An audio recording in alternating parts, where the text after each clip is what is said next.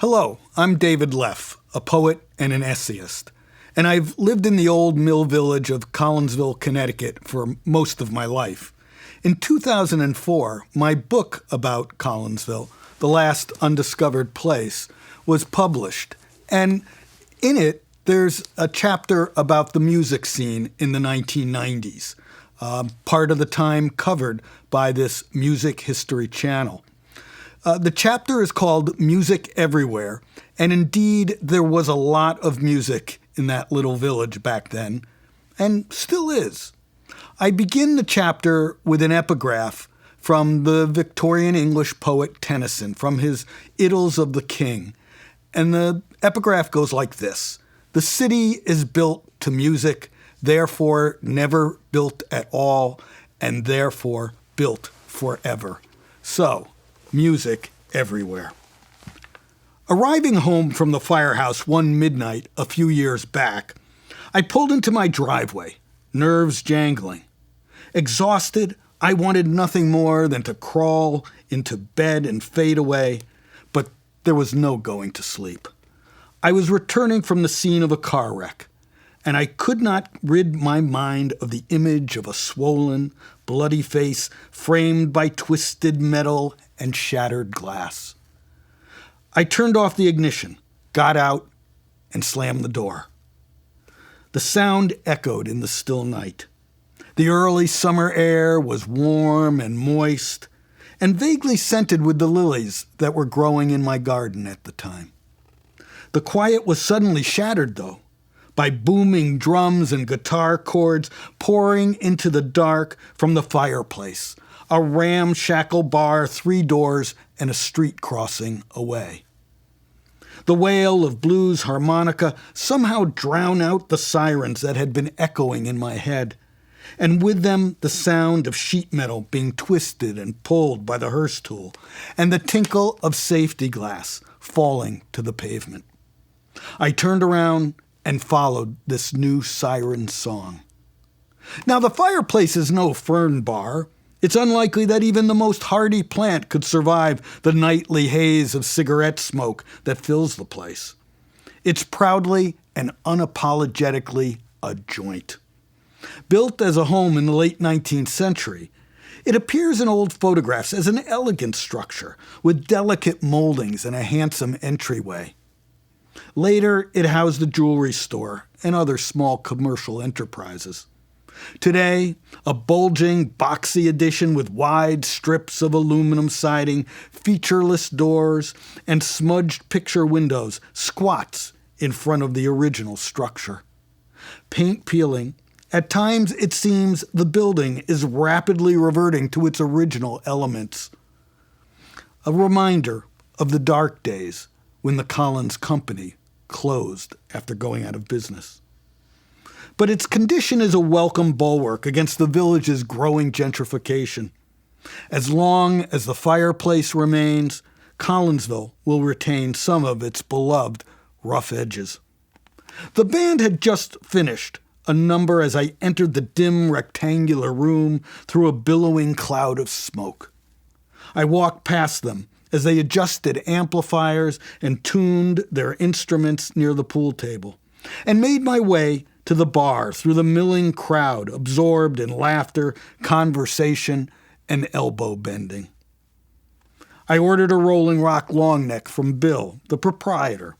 Now, he's a fairly soft-spoken man with a graying beard, his thinning hair drawn back in a small ponytail.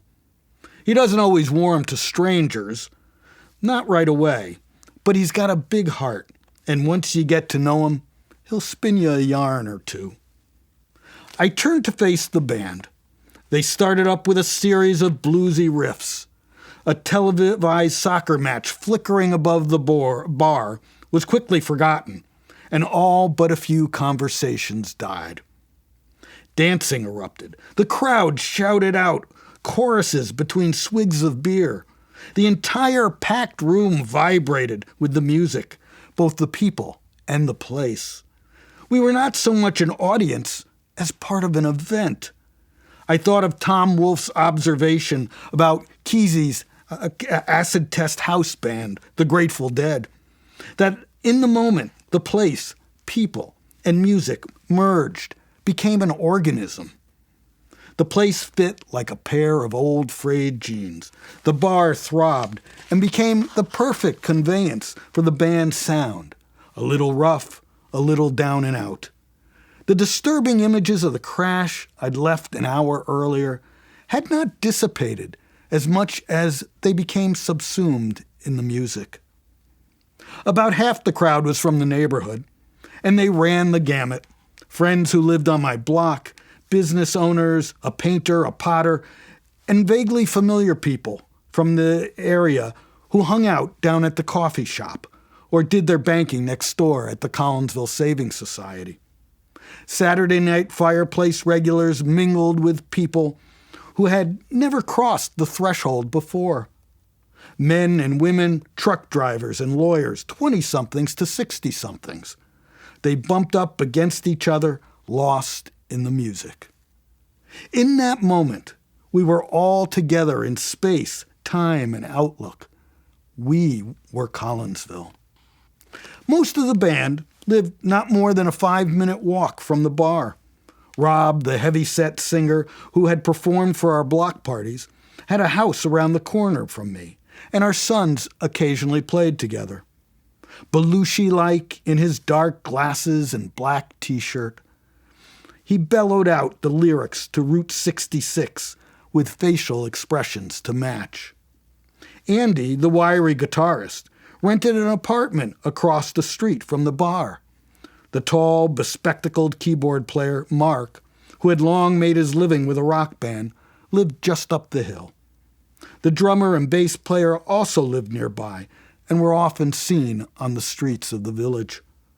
Late in the evening, Erin belted out a few numbers in a clear, powerful voice that belied her small frame. She had been a teller at the bank when I first met her, though she was currently working in a saddle shop down at the factory. The music was still playing in my mind and resonating in my body later as I walked home in the early morning darkness. And I wondered whether the spontaneity and sheer electricity of the evening could ever be repeated. I was sure that it could not. But there would be other memorable evenings in the bar. The folk music down at Gertrude and Alice's, and Friday night open mic at LaSalle's. I would discover music wherever I turned in the village, in forms and in venues that I never would have expected. The next morning, I was groggy and spaced out, hungover more from lack of sleep than the beers that I'd downed. The frenzied expenditure of energy at the fireplace had taken a lot out of me. Despite the late night and the welcome prospect of a lazy Sunday, I'd risen early as usual while the family slept. I made myself a cup of tea and ventured out into the cool, dewy morning to pull some weeds that had started to overtake my Shasta daisies and bachelor buttons.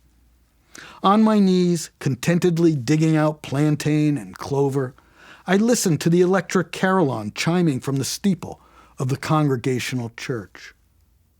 Cat Stevens' Morning is Broken and Beethoven's Ode to Joy were an arresting counterpoint to the raucous tunes that were still ringing in my ears. I began humming, and once again I was caught up in a seemingly perfect moment. There was something there that I'd not heard before. The synthesized concert ended with the church's own bell, the one Samuel Collins himself had heard tolling in the 19th century. I spotted parishioners on their way to morning service, 70-something Dennis hurrying down the steps of the Valley House and up the sidewalk, headed toward his pew, followed fast by a couple of young girls in soft print dresses. I turned with renewed enthusiasm to the garden. The soil was darkly fragrant, and bees hummed around me, and the nodding blue and yellow columbine seemed a fitting subject for a still life in oils. As if on cue, church organ music came wafting across the green, as it has on summer Sunday mornings for over a century and a half. Though such ecclesiastical chords are not in my background, I found inspiration in the echoing sounds of devotion and joy. Faith should not lapse at the church door, and in a like manner, my day with music did not end when the service drew to a close and the congregants filed away. The family awoke. Sarah joined me in the vegetable patch, battling cutworms in the squash and cabbage moths around the broccoli, while the kids climbed on the swing set. Josh was dressed as a knight, complete with plastic sword, helmet, and breastplate, and shouted his intent to save Rebecca, his sister, an unwilling damsel in distress. After tossing a frisbee with them for a while, Sarah scrambled eggs and buttered some toast for brunch. We all sat on the terrace, awash in the garden splashes of blue, yellow, and white, taking in the leaf shapes and shades of green as I fretted over the weeding, staking, and trimming that still remained. Though a table enlivened by 2 young children has less dead air than a well-run radio station, I somehow managed to hear a sound rising and falling on the breeze. Rhythmic, harmonious, more sustained than the songs of the cardinals and mockingbirds that had been the morning's accompaniment. I realized it was fragments of a classical composition, and figured first that somebody must have the dial turned to public radio. Sarah heard it too, momentarily turned her attention from the children. We looked at each other and both uttered a single word: Max. Arpeggios cascaded into our yard from the big gray barn just up the hill. The sound faded and vigorously returned, by degrees as light as a popular song and as tempestuous as a summer thunderstorm. I pictured Max's long frame bent over the baby grand that he'd shipped from his mother's house in Melbourne to the converted barn that he and Walter shared. Max, too, had been at the fireplace the previous night, and during a break in the music, he mentioned that he was working on the Cacciatorian piano concerto. It was a difficult piece to master, even for him, with his long and well-trained fingers, and required many tedious hours of practice. Music was his joy, but artistry, he told me, involved more sweat than revelation. Though Sarah and I had thrilled to many impromptu backyard concerts, we rarely thanked him. He was always embarrassed by mistakes that we would never, ever notice. But we knew that he knew that we were listening, and I secretly hoped that the presence of a small but appreciative audience helped. There is nothing extraordinary about the music one hears in Collinsville. No renowned artist has ever lived here. No official state troubadour has been chosen from among our ranks. We are neither Sinatra's Hoboken or Dylan's Hibbing. There just seemed to be, now and then, a surprising number of folks willing to get together and play for fun or a few dollars. Sometimes the venue is a neighbor's lawn. Sometimes it's the fireplace, LaSalle, the coffee shop, or a grand space down in the factory complex. Collinsville is not atypical in that regard. There is always some kind of music wherever there are people.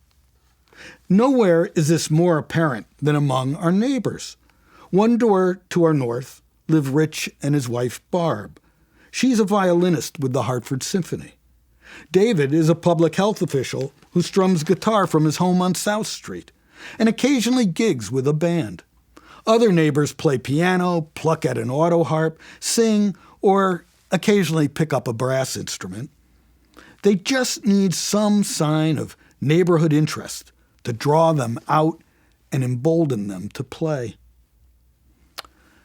And there are always the sounds of children dutifully practicing flute, clarinet, trumpet, drums, or even a violin. It all starts out rough, of course, but a patient, if somewhat reluctant audience will come to listen sympathetically, and be rewarded as the children progress from ineptitude to competency and sometimes to mastery. From our south side, Ruth and Deb have both gone off to college. But the strains of their piano, flute, and clarinet playing were for many years a pleasant soundtrack to a summer yard work and evening meals out on our terrace. Music, in fact, is a Collinsville tradition. Its grace notes attuned to our history. The Collins Company itself sponsored a band for many years. Ruth and Deb grew up in the house of former home of Harriet Flint, the music teacher and choir director who spent a century or half a century as the church organist. She appears serious but kindly in photographs taken a few years before her death in 1930. An old woman with spectacles and neatly trimmed gray hair who would no doubt have enjoyed teaching the girls.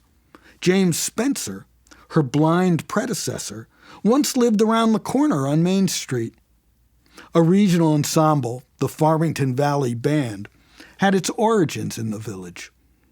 Singer-songwriter Bruce Pratt, several albums to his credit, grew up here, and Collinsville's Memorial Day Parade inspired his best-known work, a song about the unknown soldier. At the close of the 1990s, there were, in fact, so many local musicians that the Collinsville Music Collective was formed to develop and promote music and performing arts in the village. Despite the frustrations of organizing and fundraising, the group met many late nights practicing and polishing music for a CD, leaving, quote, a record of our songs from a time when new and old friendships were blossoming in Collinsville, end quote.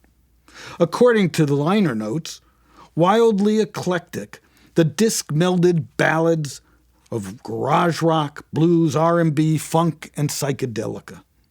Songs penned by local residents Aaron Berry, Ed Case, Bill Iney, Mark Mercier were played by both the writers themselves and other denizens of Collinsville.